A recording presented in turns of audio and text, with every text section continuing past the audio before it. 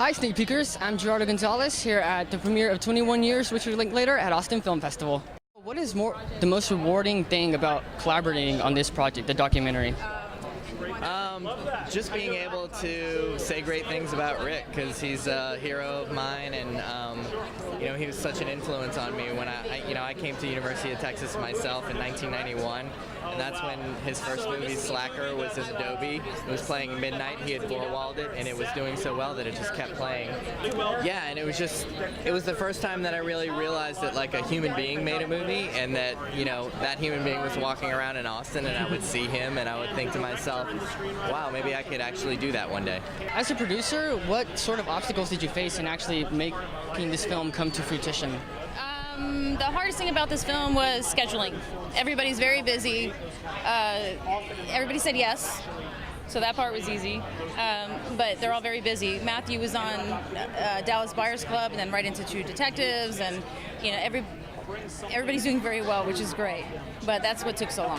What kind of challenges did you face in producing this project, and how did you overcome them? Oh, you know what? There weren't a lot of challenges. We were really fortunate. We actually, Tara and Michael brought me on board about a year ago, and they already had a ton of the footage already in terms of cutting it all together. Powerhouse Animation was already on board. And so for me, it was really just figuring out like the strategy of how and when we were going to take the film out. So that was a big part of my role, because I also work for Gravitas Ventures, who's the distributor for the film.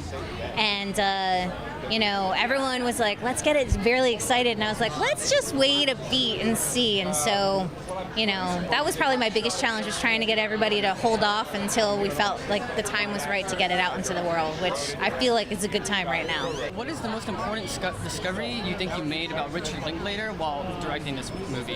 It's a great question.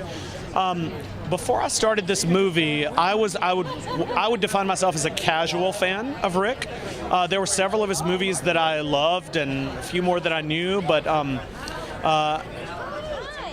I think that I had what many people think of him, which is thinking of him as a very sort of casual, offhand filmmaker.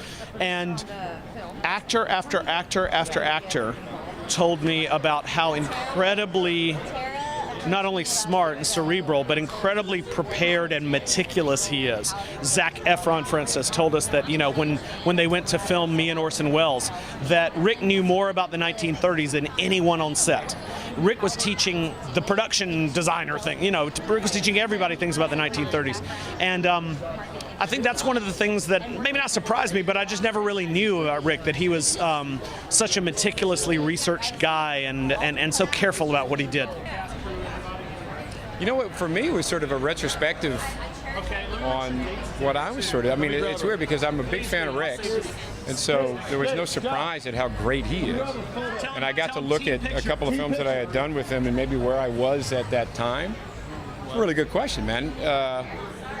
Nothing I didn't know about him, but what I really liked about it was sort of the joy of the people that are fans of his and spending time. And Billy Bob Thornton's an old buddy, so I was there the same night that he did his interview.